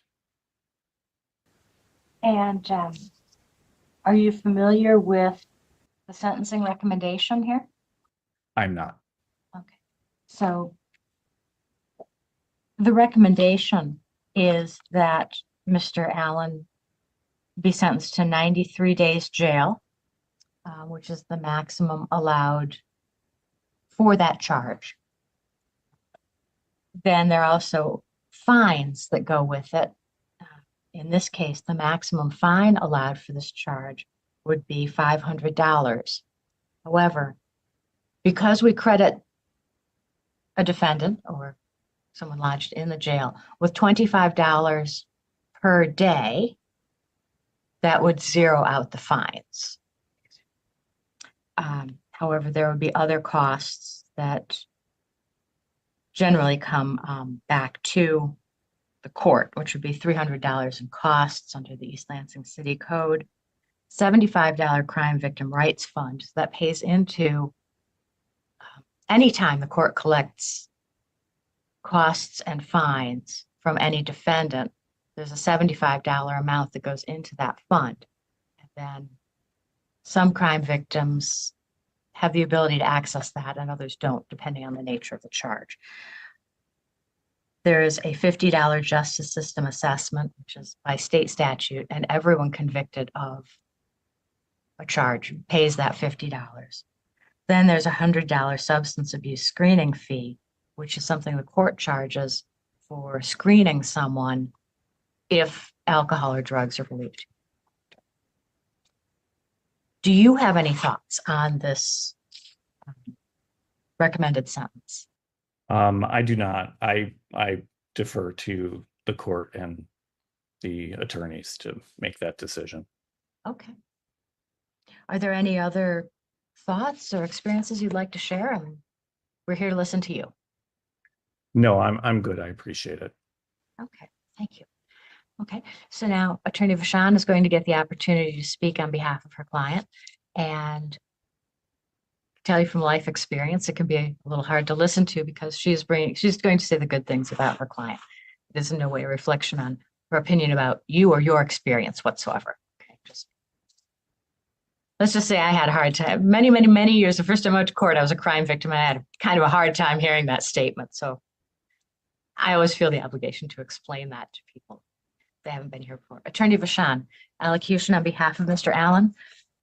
Yes, Your Honor, I know Mr. Allen doesn't like that he's in these situations. I know that he, just some background information, when this occurred back in October, he was unhoused. I think he was taken into custody shortly after, and he's been in custody since October 3rd, I believe, 1 second, Your Honor. October 13th, he's been at the Ingham County Jail, Your Honor. He expressed to me that when he is released, he does plan to get housing in Lansing, and I think that that would limit his exposure to these circumstances. Again, Your Honor, I think that at this point he has served over 93 days. He's been in jail since October, so I'd ask the court sentence him to time served. Thank you. All right, so at this point, and perhaps Officer Pashedley can help, I'm going to ask the jail to unmute to give Mr. Allen an opportunity to speak. Mr. Allen, you have an opportunity to speak. You don't have to. If you speak, I will certainly take into consideration anything you want to say. However, you don't have to speak, and if you choose not to, that won't be used against you. However, I will warn you in advance, any profanity or any commentary about Mr. Richard will not be tolerated, and you'll be muted again, and we will end the proceeding. So, Mr. Allen, would you like to say anything? Yeah, just because she's a business owner, and I know I'm a piece of shit. I'm not here on the street. Mr. Allen, I'm going to have to mute you. I don't want to treat you as less than you are, but I want to give you every opportunity to speak. But it has to be in the context. It has to be in the context of what the court can accept. Okay. Because he's a business owner does not make him better than me. There's the homeless people out here. Just because I'm homeless does not make him a better man than me. Because you're making a difference. You are what you're doing because I'm homeless. I have no substance. I speak against drugs to kids, to women, and to people that will sell their body for drugs. And kids don't do drugs. I found my youngest brother dead of a heroin overdose. He found my dad dead. I don't do drugs. But you can ask anybody if you want. Now, I'm telling you right now, I speak against it. Don't try heroin because you'll like it. 2 out of 3 are going to. And it kills every minute, every second of every day. And I don't care who says what about it. I speak against it. He's saying something about substance abuse. I don't use drugs. If I did, I'd tell you, I don't care. I'm a boss. I don't care. Well, thank But you. I I got nothing appreciate against you. you, sir. I got nothing against you, sir. It was just a spur of the moment thing. I don't like people calling law on me for throwing a bottle against the dumpster. I was not throwing it against buildings. That would be different. I was not doing anything wrong at all for you to call law on me. Okay, thank you. We're going to go to mute now. Thank you so much. Okay, thank you. Anything further for this record? Attorney Easterly. Judge, I would just like to verify. I know initially there was not any restitution request. Did you have any out-of-pocket costs, any deductible at all as it related to your insurance, Mr. Richard? So I don't think it just been taking some time for the insurance to come through. I obviously use my insurance on this. I'm not sure what my deductible was back then. I think I had met it at that point.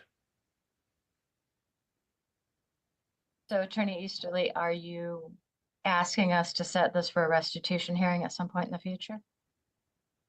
Only if Mr. Richard would request the same. Would you like to wait till the insurance component is resolved? We can hold that component of this open. No, I'm okay. Thank you. Okay, thank you very much. I don't have anything further, Judge. Okay, Attorney Vachon, anything further? No, Your Honor. Thank you. Well, Mr. Richard, I really thank you for coming in. Michigan actually has pretty expansive victim laws, although it sure doesn't feel like it when you're on the receiving end. And I will say that from life experience.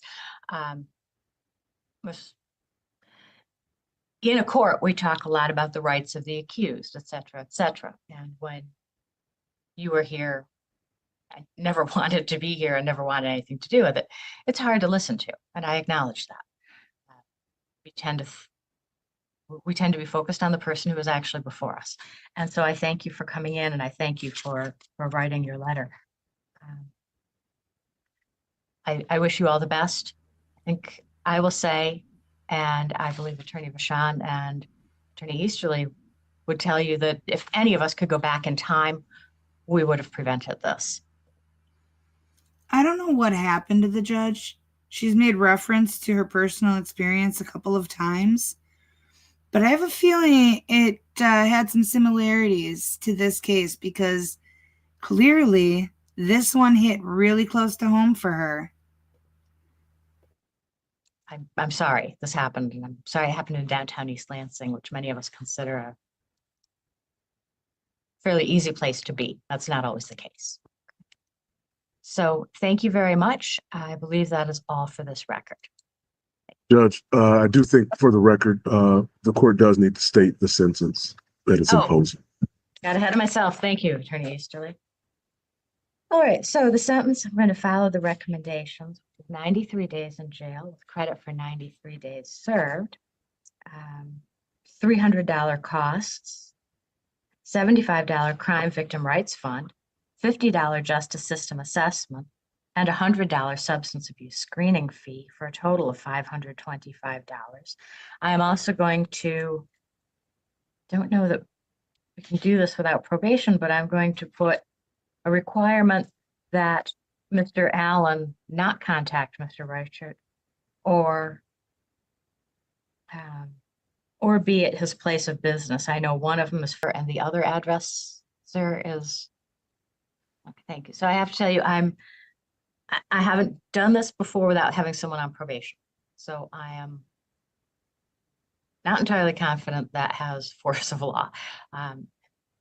However, you may trespass him from those addresses, in which case you can speak with Attorney Easterly about that, in which case it would have the same effect. All right. Now, I'm sorry, Attorney Vachon, anything further? No, Your Honor. Okay, thank you. That is all for this record.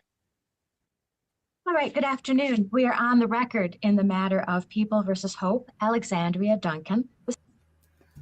Now let's watch someone completely destroy and throw away their criminal defense degree in 2.2 seconds.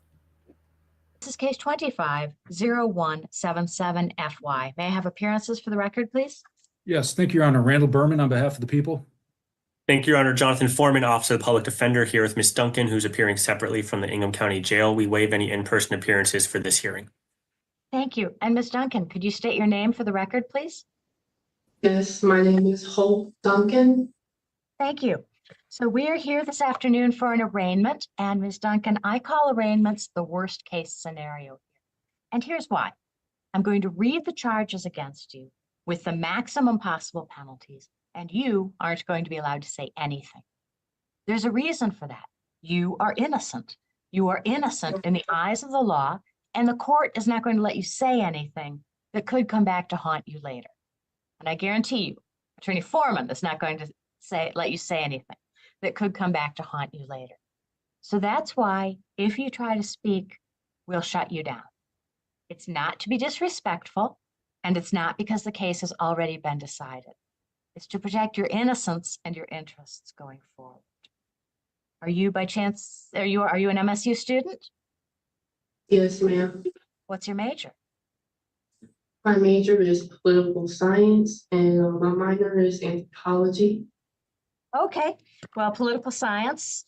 I always enjoy getting a political science major because we have this hearing for a reason, and this is your 6th amendment to the Constitution. Oh, I got it wrong. It's not criminal justice, it's political science, but they're close. They're close. It's called the Confrontation Clause. And it means whenever you are accused of crime, you have a right, a constitutional right, to know what you're accused of, and you have a right to confront those charges. You also have a right to defend yourself, but you don't have to. And we'll come back to that in a minute, okay? I always have, I can always do my little value added there with political science majors because I know that that's of interest to you. All right. We're going to do 5 things this afternoon. First, I'm going to read the charges against you with the maximum possible penalties because you have a right to know them. Second, we're going to talk more about your rights. Third, Attorney Foreman is going to ask the court to enter a not guilty plea on your behalf, and the court is going to do that. Then we're going to talk about dates when you'll return to court, and you will receive those in writing. Lastly, Attorney Foreman, possibly Attorney Berman, are going to address the court on bond or bail. Any decision the court makes, any conditions you will also get in writing, okay? The most important thing I can tell you this afternoon is that you are innocent. You are innocent in the eyes of the law, and you remain innocent unless, not until, unless you plead guilty or are found guilty beyond a reasonable doubt at trial. And I say unless because it's different than until. Until means something's going to happen sooner or later, right? We'll be here until Tuesday. Unless means we don't know what's going to happen. And in your case, we don't know what's going to happen. You haven't seen the evidence. Attorney Foreman hasn't seen the evidence. Don't even think Prosecutor Berman's seen all the evidence. Court hasn't seen it. So you remain innocent unless you plead guilty, found guilty beyond a reasonable doubt at trial. Now that said, I'm going to read the charges against you. You are accused of 1 count of a false report or threat of terrorism. And the specific allegation is that on February 26, 2025, you did knowingly make a false report of an act of terrorism and did communicate the false report to another person, contrary to Michigan law MCL 750.543M. This is a felony, punishable by up to 20 years and or $20,000 in fines.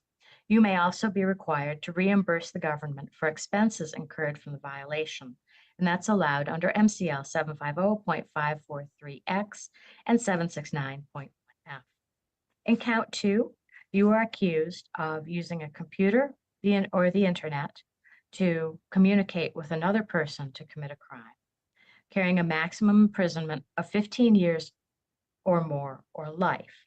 And the specific allegation is that on or about February 26, 2025, at South Case Hall, room 270 in East Lansing, you did use a computer network and the internet to communicate with Michigan State University students for the purpose of attempting to commit and committing false report or threat of terrorism, contrary to MCL 750.145D2F.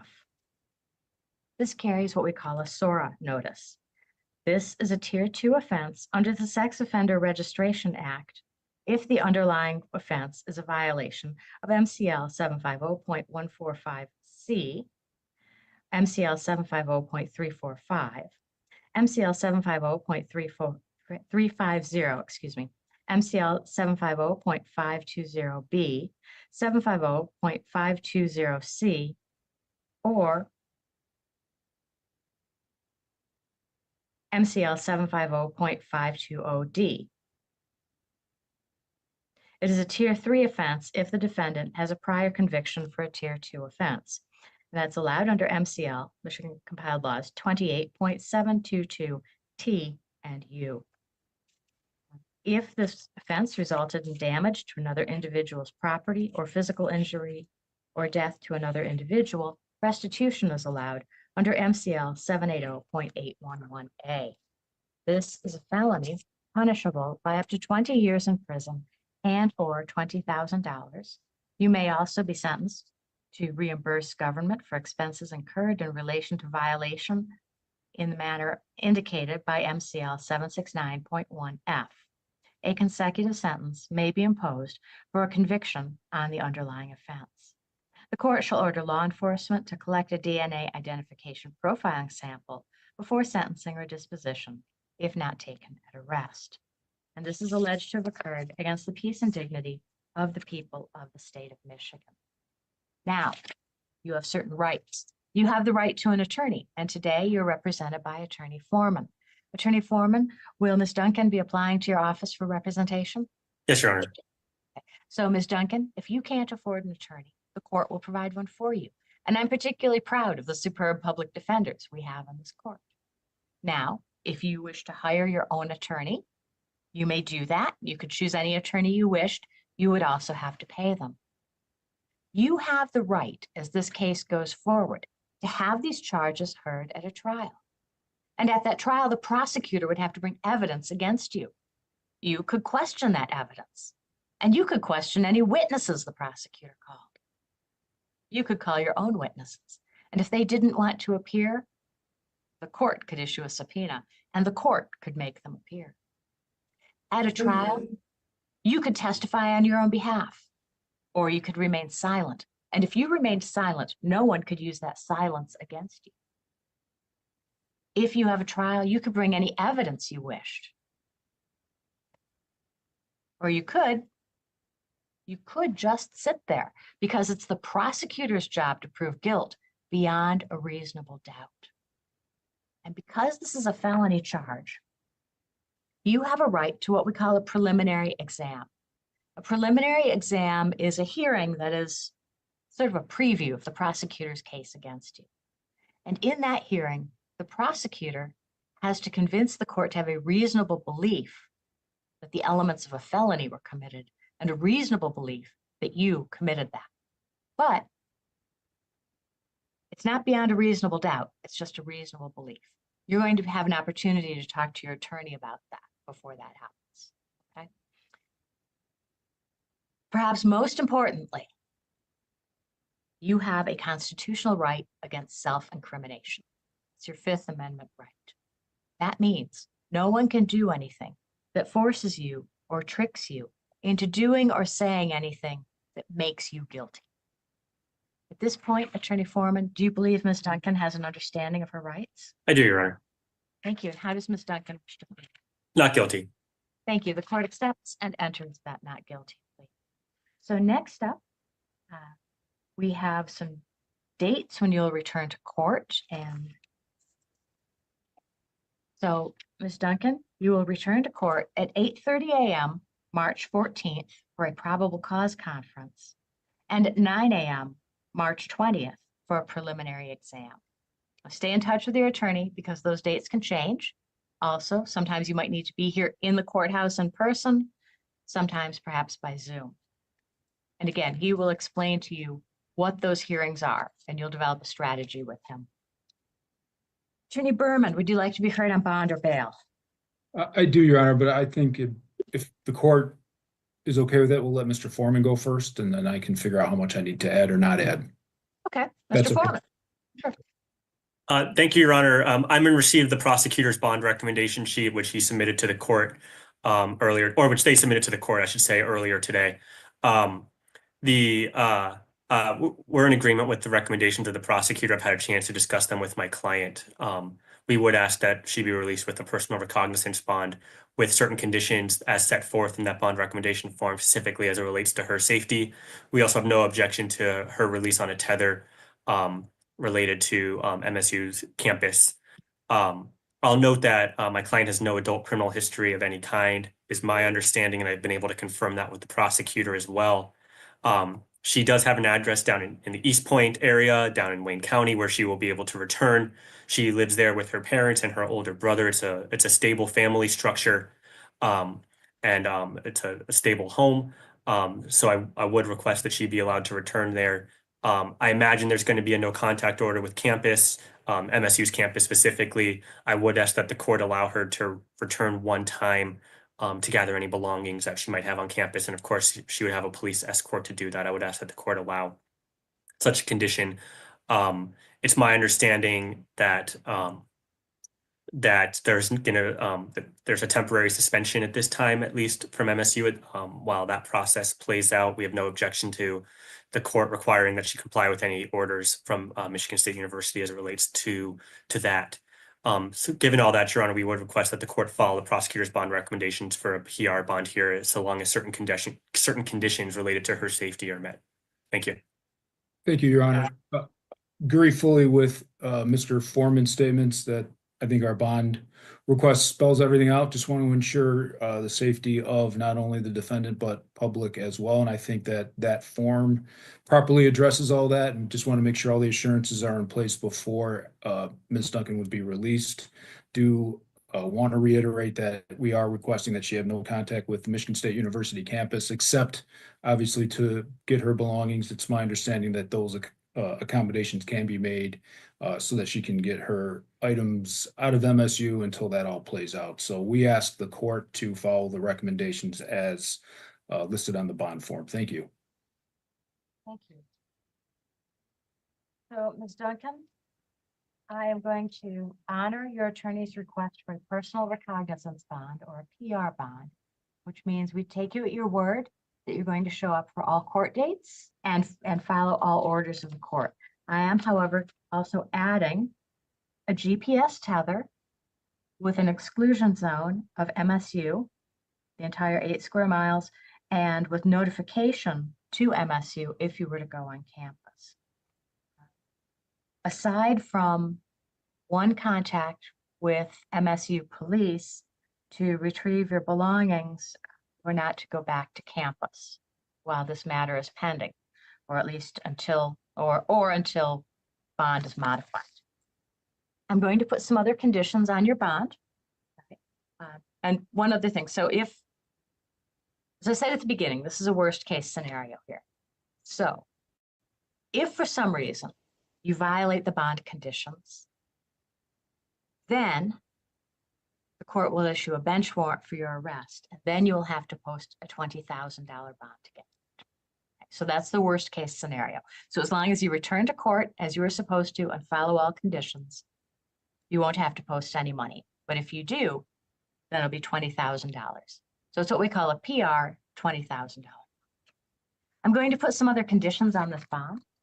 Number one, you may not leave the state of Michigan without prior permission from this court. Now, if you have somewhere to go, there's a form you can submit to the court. We need at least 1 week. Number two, you are presumed innocent. But I have to tell you at this point that you may not commit any crime while released. But still, you are presumed innocent. Number 3, you must immediately notify this court in writing of any change of address or telephone number. You must also notify Attorney Foreman. You may not use alcohol, recreational marijuana, or any illegal controlled substance. If you have any medications, you must take all medications as prescribed. Do you have a medical marijuana card? No, ma'am. Okay, so you may not use marijuana at all, and you may not apply for a medical marijuana card without prior permission from this court. You may not possess or purchase a firearm or other dangerous weapon. You may not use any object as a weapon. You may not engage in any assaultive, threatening, violent, stalking behavior toward anyone. You may not use electronic communications, including Snapchat. You must be evaluated by community mental health and follow all recommendations of any mental health service provider. You must engage with them and follow the treatment plan. All right. And may not go to the campus of Michigan State University or be within 250 feet of the campus of Michigan State University. Attorney Foreman, anything further? 2 things on the tether, Your Honor. One, as it relates to the exclusion zone, I know the courthouse is very close. I don't know if it's going to be within that 250 feet of campus. I couldn't say, but I would just ask that the court, obviously as it relates to court or for attorney meetings, I would ask the court create an exception there, just given the proximity of the courthouse to campus. The court also ordered victim notification. I would ask the court not do that. There's, the public is as large as the alleged victim here as opposed to any specific person. So I'm not sure victim notification is an appropriate condition here. I would ask the court to not impose that. I guess I was thinking it would be notice to the MSU Police and Public Safety. Mr. Berman, would you like to weigh in? Yeah, Your Honor, I think you could set it up that way. To be quite honest, I had taken the form that we had drafted and I had changed it, and I'm not sure the court got the one that I changed because I actually took the victim notification part out for that very reason. And I also added that she not have access to devices or actually to the internet unless it was for school work or for communication with her attorney. So I think that's important to note that she should be able to communicate with Mr. Foreman by email and that type of thing with regard, or whoever the attorney is. But that, yes, she shouldn't have access to the internet otherwise. So I think that's important maybe for the court to differentiate so that she can, understanding that there's likely to be a distance involved, that she can communicate with her attorney and for school or work. Why don't I try to revise that then? Shall we just strike victim notification altogether, or do you want notification just to DPPS? Mr. Foreman, thoughts? I'll leave that to the discretion of the court, Your Honor. Mr. Berman, thoughts? I would say you can make it to MSU PD. We'll get you a number, Judge. Thank you. Okay, so we'll include that. And Mr. Foreman, I think you're right, because I once clocked it and it's 300 yards to the Coles house, the president's house, which is decidedly on campus. So exclusion zone, 250 feet of campus allowed. However, at the 54B district court. So if they can draw that bubble up to Park Avenue and Abbott. Actually, Park Avenue is on the. I think if the court creates an exclusion to allow for entry as it relates to legal, I think that JSG can manage that. Okay, super. All right, and then I will amend the electronics to, Ms. Duncan, you may have access to computers, doing schoolwork, and communication with your attorney, and I will say also communication with mental health treatment providers, but not social media as we conventionally think of it. So no Facebook, Snapchat, Instagram, nothing that is of a social nature. Okay. All right. Anything further, Mr. Foreman? No, Your Honor, I think all is clear. Thank you. Okay. Mr. Berman? Nothing further, Your Honor. Thank you. So, Ms. Duncan, a few things. First, I believe your case is coming back before me, and I sincerely wish you the best of luck as you go through this. Secondly, the most important thing you can do for yourself while this case is pending is ask your attorney anytime you have a question. What's a preliminary exam? Ask your attorney. What does that phrase mean? Ask your attorney. Perhaps most importantly, what can I do to help get this matter resolved? So we will see you back next month. Mr. Foreman, would you like a breakout room with Ms. Duncan? I'll take one briefly. Yes, thank you, Judge. Okay, thank you. Mr. Berman, I think you're set to go. I'm sorry. No, you're fine. Your Honor, I just want to go over something really quickly while I have everybody here. Kind of little bits and pieces all over, and I want to make sure I have all the correct information. So I have defendant to be released with a GPS tether affixed. May have no electronic communication unless communicating for school, contact with attorney, or for work purposes, as well as health treatment provider. May not participate in using Snapchat, may not go to Michigan State University, including a 200 feet provision. I'm sorry, I just want to make sure I have everything correct. Right, with a 250-foot radius, except allowing her to be in the 54B court facilities. And then with Snapchat, we should say no social media. And just back to the umbrella, which we already covered, no electronic communication aside from attorney, schoolwork, work, or health treatment providers. Your Honor, I think she should probably be advised to check in with pretrial services. If the court Thank you. didn't say that, I'm not sure. I may have missed it. Nope, I think you're right. So, Ms. Duncan, what you're going to do is by 4 p.m. tomorrow, you're going to check in with pretrial services at 30th Circuit Court, and Attorney Foreman can give you that information. And that's 4 p.m. Monday, right, Judge? Forgive me. Yes, 4 p.m. Monday. They just brought one in, another felony. Steve. Dave, we got you. Live mic. All right, so we've got a lot going on today, Ms. Duncan. I appreciate your patience to go through this. I know this is not an easy day for you. So yes, 4 p.m. Monday. I completely forgot it was Friday. All of those, you'll get all of that in writing. Okay. And again, ask your attorney anytime you have questions. All right. That is all for this record. Thank you all. Thank you, Hey, Judge. Jonathan? Yeah. Just so you know that there is another one that they just brought in. Okay. To East Lansing. Okay. East Lansing Jail, and then you're going to do the next arraignment also? Yes. Okay, And thank if I you. just get a breakout room with Ms. Duncan quickly. Thank you. Not Friday for us, Foreman. It is Friday. It surely is. Well, now it's Saturday.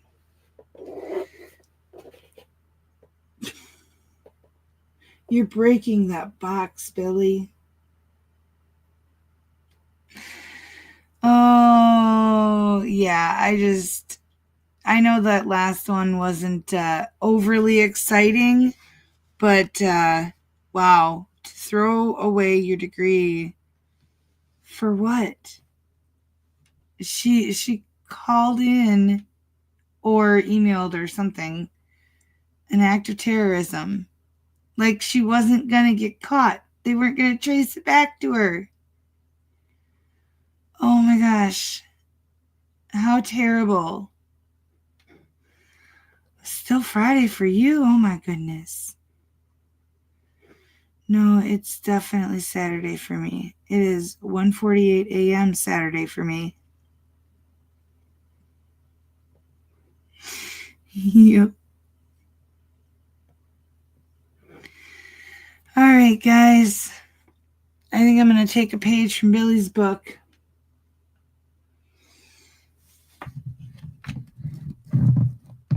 Come on.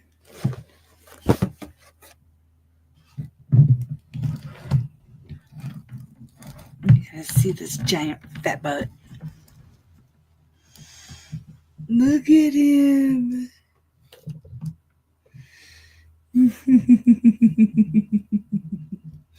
Don't look at me in that tone of voice. Hi. Hi, fat butt.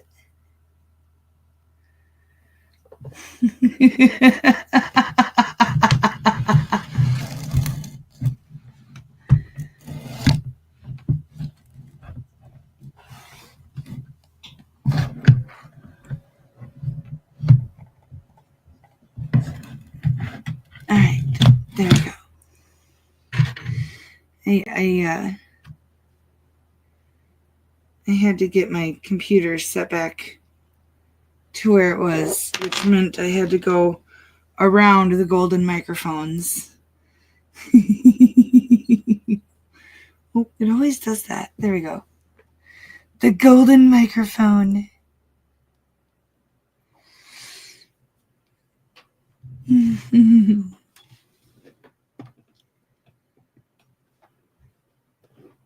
Yeah.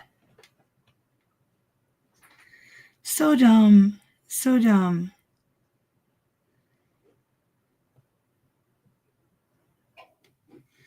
Oh yeah, losing that's gonna kill her social life. That's the only way they know how to communicate anymore.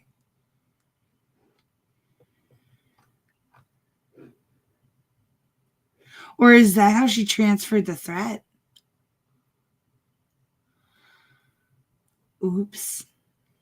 Yeah, I heard the judge say that she wasn't allowed to use that anymore. So, yeah, she goofed up. She goofed up hard. Oh. Yeah, she was an MSU student. Was. I'm sure they don't take too kindly to that. I'd like to know why, though. You know? Did she not want to test that day? Was she, not wanting to be in class with a certain individual? Like, what's the reason? It's so dumb. Why? I just don't understand people. You know what I do understand? I understand that I love you. Thanks for coming and hanging out with me tonight. As always, you guys are the best. Be safe, be well, sleep sweet, and much love.